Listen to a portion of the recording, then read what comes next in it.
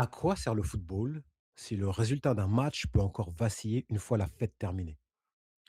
À quoi sert de construire le prestige d'une compétition, de la présenter comme une vitrine du continent, comme un rendez-vous majeur pour les joueurs, les nations, les peuples, si au moment décisif, il n'y a aucune clarté?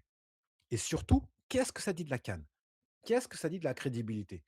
Qu'est-ce que ça dit du respect qu'on doit à ceux qui la vivent, qui la suivent, qui la transmettent? Parce qu'ici, on ne parle pas seulement d'un litige, c'est une secousse symbolique. C'est une secousse qui dépasse un score, qui dépasse même une finale. C'est une secousse qui touche à la manière dont une compétition protège ou ne protège pas ce qu'elle représente. Et c'est pour ça que le sujet est grave. Soyons clairs. Le sujet, ce n'est pas simplement de dire je suis pour, je suis contre. Le sujet, ce n'est pas seulement la décision finale. Le sujet, c'est ce que cette affaire révèle du fonctionnement de l'autorité dans notre football. Parce qu'une compétition se juge ainsi, à sa capacité à être claire, cohérente, lisible au moment où ça compte et d'être transparente. Et quand une décision majeure donne le sentiment d'arriver trop tard ou de tomber dans un moment où tout semblait déjà réglé, le problème dépasse immédiatement le simple cadre administratif. Là, ce n'est pas juste un verdict, c'est un signal. Le signal qu'au moment le plus sensible, la maîtrise institutionnelle n'a pas été à la hauteur de l'enjeu.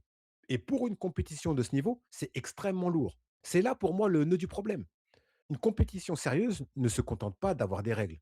Elle doit aussi savoir quand elle les applique, comment elle les applique et surtout à quel moment elle fixe définitivement le cadre.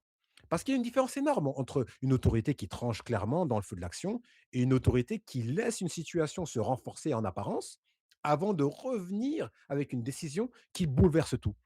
Dans le premier cas, tu peux contester, débattre, critiquer, mais tu sais où se trouve l'autorité. Dans le second, tu installes quelque chose d'autre, le flou, le vertige et l'idée qu'il n'existe plus de moment parfaitement stable dans la compétition. Et ça, c'est dangereux. Parce qu'à partir de ce moment-là, le football n'apparaît plus comme une décision ferme. Il apparaît comme un espace où tout peut basculer après coup. Et une compétition qui donne cette impression fragilise sa propre parole. Au fond, la question n'est pas uniquement qui a gagné, même si elle est très importante. La vraie question, c'est que vaut encore un titre si sa signification peut être altérée après le moment censé l'avoir consacré? Un titre, ce n'est pas seulement un trophée remis à la fin. C'est une reconnaissance nette, c'est un point final. C'est un moment où une compétition dit à tout le monde, voilà, une fois c'est tranché.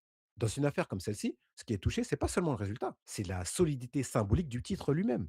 Parce qu'un titre qui devient discutable après coup, ce n'est plus tout à fait un sommet. C'est un sommet entouré de brouillard. Et ça, c'est terrible pour tout le monde. Terrible pour ceux qui croyaient l'avoir gagné, terrible pour ceux à qui on aurait pu attribuer ce titre plus tard. Terrible pour la compétition qui, au lieu, de produire une évidence, produit un malaise. Autrement dit, le vrai dégât, c'est que le trophée cesse d'être un point d'aboutissement clair.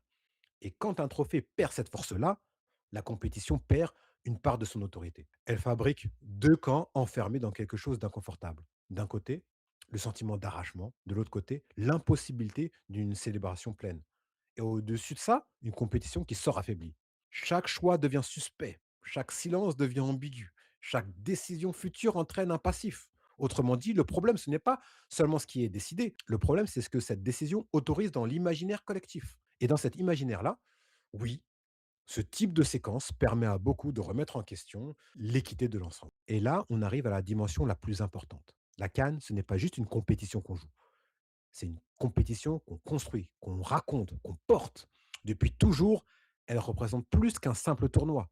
Elle offre une scène, une visibilité, une centralité au football africain. Elle met en lumière des nations, des trajectoires, des joueurs parfois moins exposés ailleurs. Elle a une mission symbolique, presque culturelle, parce qu'une compétition ne grandit pas seulement grâce à sa communication.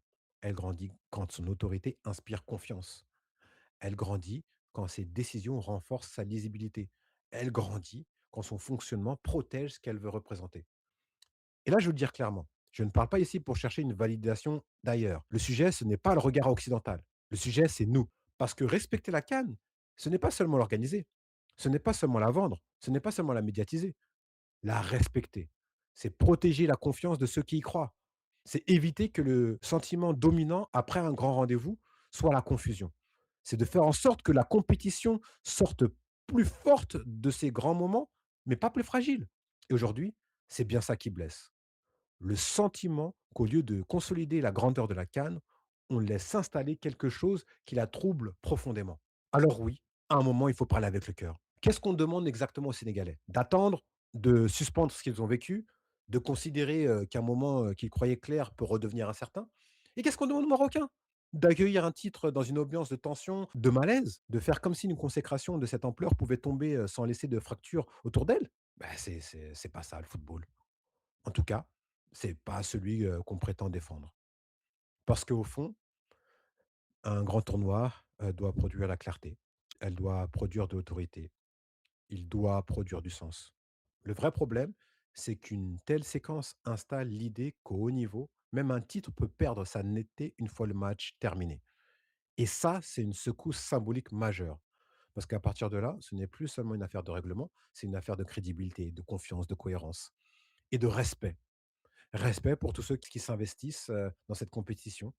La CAN mérite mieux que ça. Les peuples qui la portent méritent mieux que ça. Les joueurs qui se battent méritent mieux que ça. Quand une compétition ne protège plus clairement la portée de son propre titre, ce n'est pas seulement son verdict qu'elle fragilise, c'est sa crédibilité entière.